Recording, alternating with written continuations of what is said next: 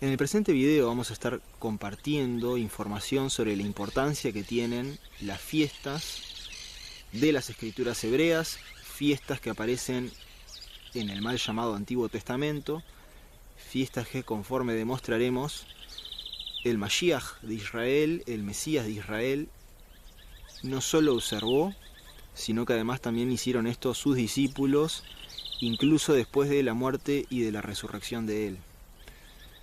Por lo cual queda claro que el ejemplo que nos da las Escrituras es el de observar estas cosas, y eso es coherente con el mensaje de las Escrituras.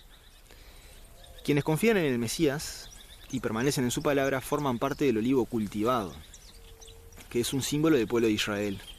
Este símbolo queda claramente expresado en Romanos 11, y fuere que hayan sido injertados los que siguen al Mashiach, al Mesías, o que naturalmente hayan nacido en el olivo, no hay distinción entre unos y otros para con el Mesías. Esta no distinción entre unos y otros para con el Mesías es algo de lo que se habla, por ejemplo, por parte de Shaul, que suele ser más conocido como Pablo, en su carta a los Colosenses 3, verso 11. Y esta no distinción entre unos y otros es coherente con un concepto que está abundantemente presente en las escrituras hebreas, y es que el creador de los cielos y la tierra no hace acepción entre hombres. De esto se habla, por ejemplo, en Deuteronomio 10:17, en Hechos, el libro de los Hechos 10, verso 34. Y esta no acepción entre los hombres, que el creador de los cielos y la tierra no hace acepción, ha de entenderse también desde la perspectiva de que él, como no hace acepción, ha ordenado para todos una misma instrucción, una misma manera de proceder, un mismo camino a seguir. Ejemplo de esto es el hecho de que vemos varias veces en la Torá el énfasis de que hay una misma instrucción, una misma ley para el extranjero que habita en medio del pueblo de Israel como para la gente nativa del pueblo. Estas cosas que fueron dichas es importante entender que permanecen. Por eso está escrito que el Padre no cambia. También está escrito que el Mesías no cambia, que el Hijo no cambia. Y este no cambia tiene que ver con que la voluntad, una vez expresada, una vez manifestada, sigue siendo la misma. Tiene que ver con que su palabra permanece. Su voluntad para con nosotros permanece. Y esto contradice esta concepción de que después de la muerte y de la resurrección del Mesías, de alguna manera tanto la voluntad del Padre como la voluntad del Hijo cambiaron.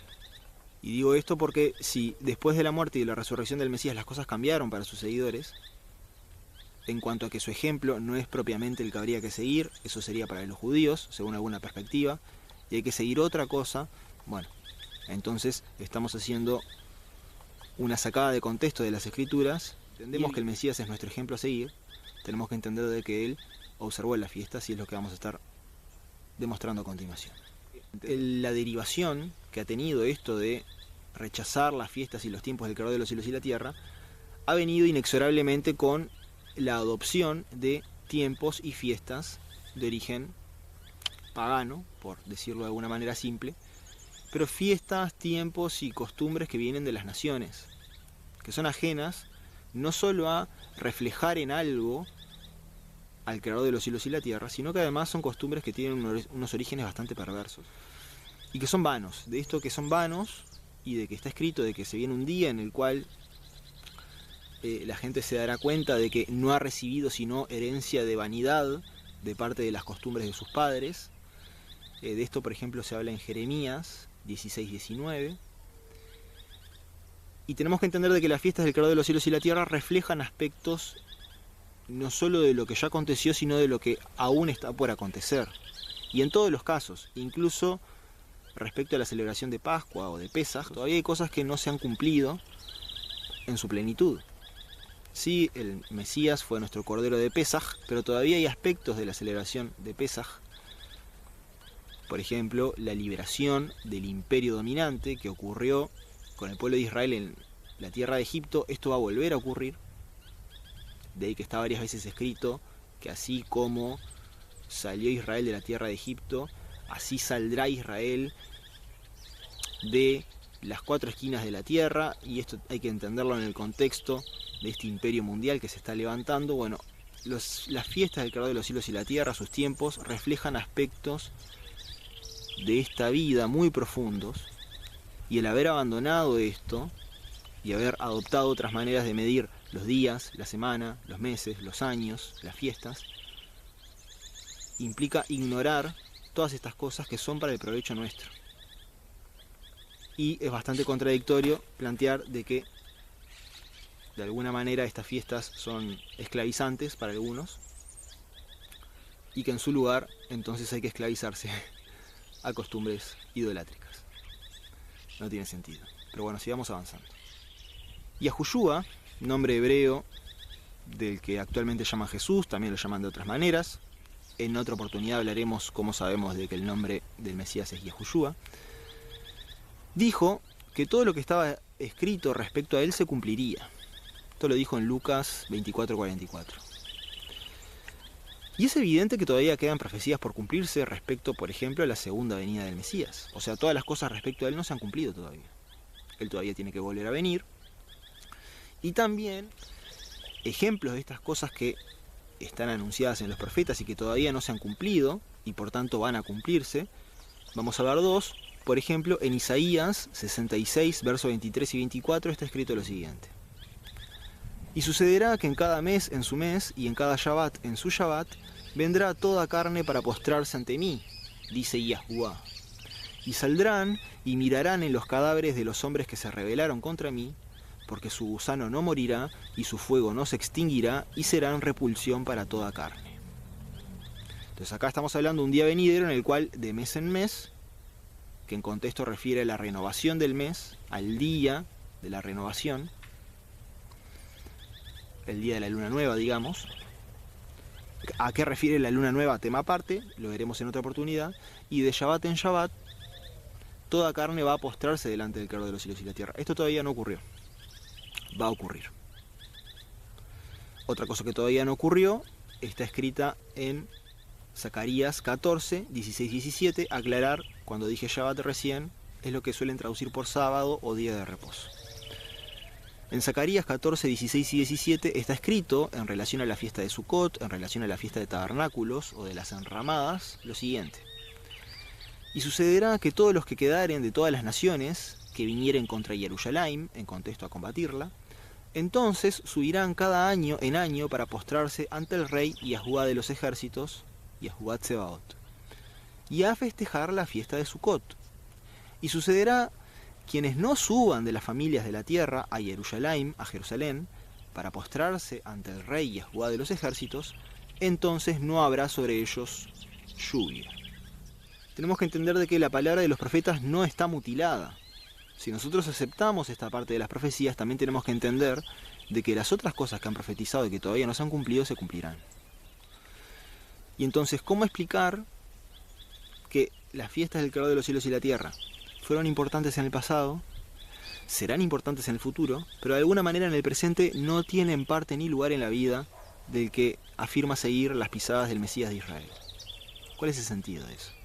O sea, son importantes ayer, serán importantes mañana, pero hoy no. Claramente esa es una mala interpretación. Mucha gente afirma de que por la no existencia de un templo físico, entonces como hay un montón de aspectos de la fiesta que ya no se pueden llevar a cabo, entonces ya fue la fiesta. La no existencia de un templo físico, la no existencia de un lugar apto para realizar los sacrificios que están descritos en las fiestas, no quita la posibilidad de rememorarlas, de seguir viviéndolas, de seguir poniendo en práctica un montón de cosas que sí se pueden llevar a cabo independientemente de los sacrificios o no. El Mesías cumplió con el requisito para todo varón de comparecer ante la presencia de Yahuwah para las fiestas que tenían lugar 3 veces al año, conforme es ordenado, por ejemplo, en Éxodo 23, 17, en Éxodo 34, 23 y en Deuteronomio 16, 16. El registro del Mesías compareciendo a esas 3 instancias anuales está detallado específicamente en el libro de Juan. En la primera instancia, el Mesías asiste a la fiesta del mes primero, llamada Pesaj o Pascua, en Juan 2.13. Luego a otra fiesta, en Juan 5.1, fiesta que no recibe nombre, pero que por contexto sabemos que es la fiesta que ocurre en torno al mes tercero, fiesta que se ha popularizado su nombre en griego, como el de Pentecostés, y después tenemos la tercera instancia en la que el Mesías cumple con este requisito de subir 3 veces al año a Jerusalén a celebrar la fiesta del Creador de los cielos y la tierra. Tenemos en Juan 7 que él asiste a la fiesta del mes séptimo, la fiesta de Sukkot o la de los tabernáculos, como dicen las traducciones.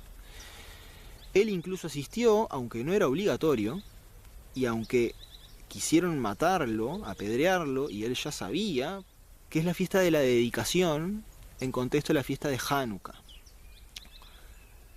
de la cual se registra en Juan 10:22, fiesta que tiene lugar a finales del mes noveno del año hebreo. Y finalmente asiste a la fiesta de Pesaj, de Pascua, a partir de Juan 12, en la cual él muere. De este registro tenemos una Pascua, mes primero, la fiesta que demostraremos es la de Shavuot, Pentecostés, mes tercero, luego fiesta del mes séptimo, la de Sukkot, la de Tabernáculos, luego fiesta de la dedicación, al final del mes noveno, y luego la última fiesta a la que asiste, la de Pascua, otra vez en el mes primero. O sea, tenemos un lapso de un año de ministerio del Mesías registrado en el libro de Juan. Lo único que interrumpe este año de ministerio es un verso muy polémico sobre el cual vamos a hacer un video aparte, la información ya está pronta al respecto, en la cual pondremos en cuestión la autenticidad del texto de Juan 6.4. Texto que viene a irrumpir con lo que es claramente un periodo de un año y algo de ministerio deliberadamente expuesto en el libro de Juan. Nosotros sabemos que debemos seguir las pisadas del Mesías e imitar sus obras como él nos enseñó. Por ejemplo, en Mateo 11:29, Juan 13:15, y como instruyeron a aquellos que fueron ejemplo. También nos instruyeron a seguir ese ejemplo. Por ejemplo, en Primera de Pedro 2:21, en Primera de Corintios 11:1, vemos en el libro de los Hechos, sección 2, que fue observando la fiesta de Shavuot, la de Pentecostés, que los discípulos reciben el llamado Espíritu Santo, el Ruach Kadosh. Ellos reciben este viento apartado celebrando la fiesta. Está claro también que Shaul, Pablo, observaba las fiestas años después de la resurrección del Mesías. Por ejemplo, en Hechos, sección 20, verso 16, se dice que él no quiso pasar por Éfeso para poder llegar a Pentecostés en Jerusalén. ¿Para qué? Si ya pasaron muchos años después de la muerte y resurrección del Mesías, y si según algunos la fiesta ya no tiene lugar. ¿Cuál era su necesidad de estar en Jerusalén para la fiesta? En 1 Corintios 16:8, él dice que estaría en Éfeso hasta Pentecostés. Esta claramente es otra instancia, otra ocasión distinta a la que leímos recién. En la que leímos recién, él no quiere pasar por Éfeso para llegar a Pentecostés. En este caso, él dice que va a estar en Éfeso hasta Pentecostés. Probablemente él iba a asistir a Pentecostés, hasta entonces él iba a estar en Éfeso, en este caso que el propio Shaul habla en 1 Corintios 16:8. En 1 Corintios, sección 5, versos 7 y 8, Shaul, Pablo, explica que el Mesías fue nuestro Cordero de Pesaj, nuestro Cordero de Pascua, y luego explícitamente invita a continuar festejando la fiesta, diciendo, sigamos celebrando la fiesta. Sigamos celebrando la fiesta, no hay mucha vuelta que darle. Él está haciendo un llamado a seguir observando la fiesta. Hay dos textos de Shaul, de Pablo, que suelen malinterpretarse en relación a las fiestas. Por un lado, Colosenses, sección 2, versos 16 y 17, cuando él dice que nadie a ustedes juzgue en comida o en bebida o en relación a fiesta o lunas nuevas o Shabbat, lo cual es sombra de lo venidero, pero el cuerpo del Mashiach. Bueno, mucho se podría decir sobre este verso, pero claramente el contexto no es el de que nadie te juzgue por no hacer estas cosas, sino todo lo contrario. Todo lo contrario. La carta está dirigida a una comunidad en Colosas. Los que te rodean no observan estas cosas, no te dejes juzgar, sino por el cuerpo del Mesías, sino por aquellos que le siguen. El contexto no es no hagas nada de esto y no te dejes juzgar, lo cual claramente que sería contrario a todo lo que establecen las Escrituras. Y una evidencia también en este sentido es que él llama a estas cosas, a las lunas nuevas, a las fiestas, al Shabbat, a la comida, a la bebida. Él habla de esto como sombra de lo venidero, sombra de lo que ha de venir. Y esto en ningún sentido refleja algo malo, al contrario. La sombra de lo venidero es lo que tenemos de aquello que está acercándose hasta que venga. Y de la misma manera que, por ejemplo, los corderos sin defecto que eran sacrificados año a año en la celebración de Pesaj anunciaban algo mejor, pero por anunciar algo mejor no hacía de ello algo malo en sí, sino algo temporal hasta que venga lo perfecto. De la misma manera, lo que tenemos al presente refleja algo por venir que sí es superior, pero que sea superior lo por venir no significa que lo que actualmente tenemos de sombra no tengamos que guardarlo. Por ejemplo, el Shabbat, el día de descanso, refleja un descanso venidero. Evidentemente es mucho mayor ese descanso venidero, esos 1000 años de reinado con el Mesías, que es lo que el Shabbat representa. Evidentemente eso es mucho mayor lo que viene, pero respecto al Shabbat, en Hebreos 4:9, por ejemplo, explícitamente está escrito que queda un Shabbat, queda un sabatismos, dice el texto griego, para el pueblo de Eluhaim, que acá las traducciones dicen Dios. O sea, queda un reposo todavía. Entonces, si queda todavía un reposo, ¿cómo reflejar ese reposo que todavía queda? ¿Cómo anunciarlo? A través de la observancia práctica del día de reposo. En ningún momento mandó el Creador de los cielos y la tierra, ni mandó nadie que habló en su nombre, a que el día había que cambiarlo por otro.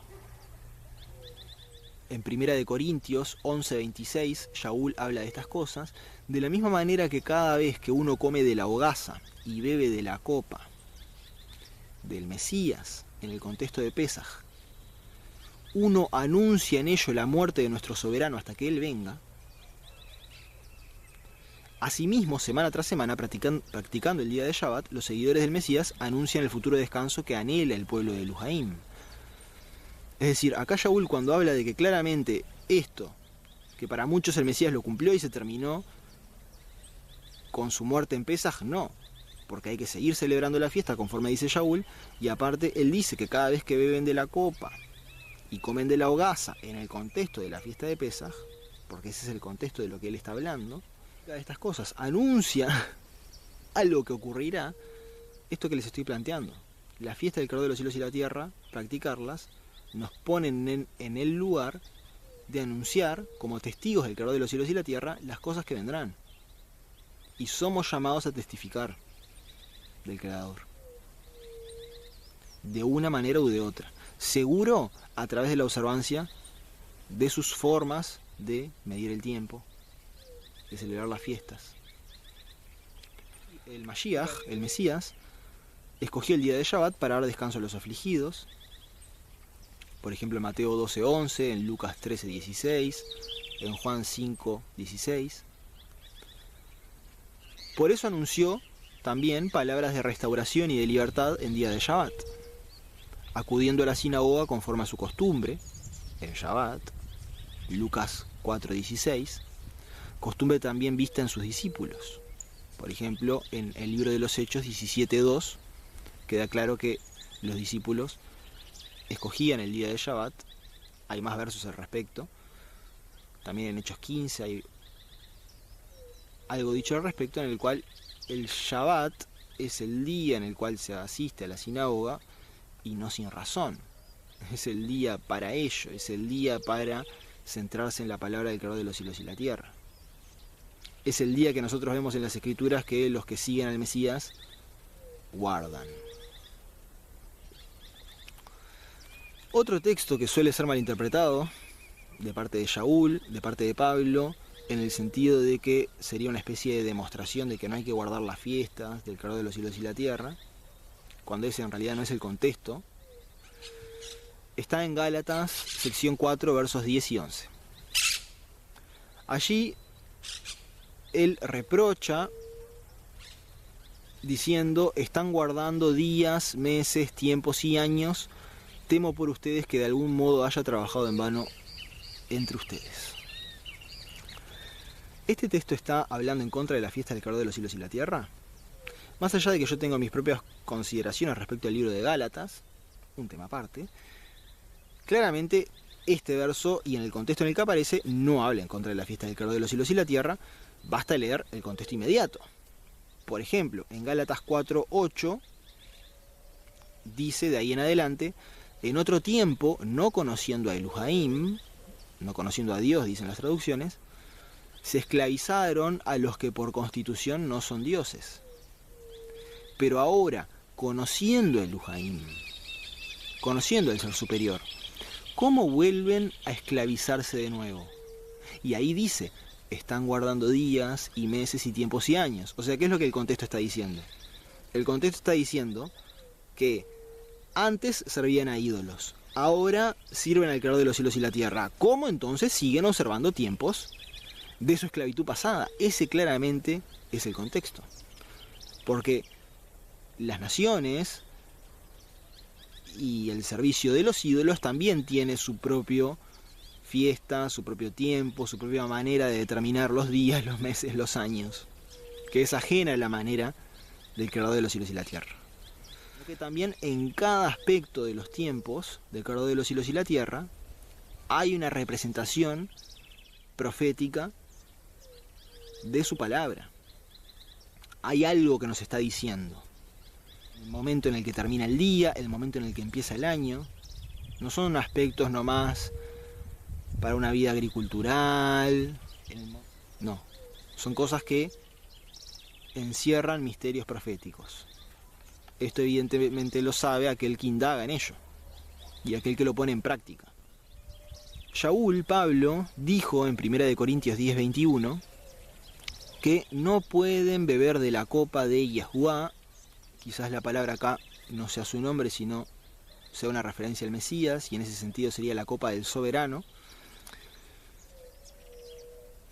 y beber la copa de los demonios. O sea, no pueden beber la copa de nuestro soberano y beber la copa de los demonios, no pueden participar de la mesa de nuestro soberano y participar de la mesa de los demonios. Cuando uno examina el contexto y las cosas que se están hablando, claramente no es posible acompasar lo que son los tiempos y las maneras del mundo con los tiempos y las maneras de las Escrituras. Quien quiere seguir las pisadas del Mesías ha de elegir. Y claramente afirmar de que descartar las fiestas del creador de los cielos y la tierra es la voluntad del creador o del Mesías implica todo lo contrario. Implica no seguir su voluntad, sino la voluntad del imperio dominante que tiene sus propios tiempos. Para colmo, de esto hay testigo. En las Escrituras se habla abiertamente, por ejemplo en Daniel 7:25, de parte de alguien que representa al imperio, a la bestia, está escrito que intentará cambiar los tiempos y la ley. O sea, del que hay registro de que intentará cambiar los tiempos y la ley, es del enemigo. Y sin embargo después, por alguna razón, en su gran mayoría la religión cristiana afirma que después de la muerte y de la resurrección del Mesías, la ley ya fue, los tiempos y las fiestas de las Escrituras hebreas ya fueron. No hay que dejarse arrastrar por las religiones de masas. Siga el camino de las Escrituras y verá que le hablarán de una manera que quizás en la iglesia a la que usted asiste no le están hablando. Jeremías 10, verso 2 al 4. Porque los estatutos de las naciones vanidad son. Porque árbol del bosque cortan, trabajo de manos del artífice con herramienta, con plata y con oro lo embellece, con clavijas y con martillazos lo afirma y no se mueve. Cualquier parecido con el árbol de Navidad no es pura coincidencia. O sea, hasta de este aspecto testifica la Escritura de que es vanidad. Cortar un árbol del monte, traerlo para dentro de la casa, afirmarlo con clavos, adornarlo con oro y plata, con chirimbolos.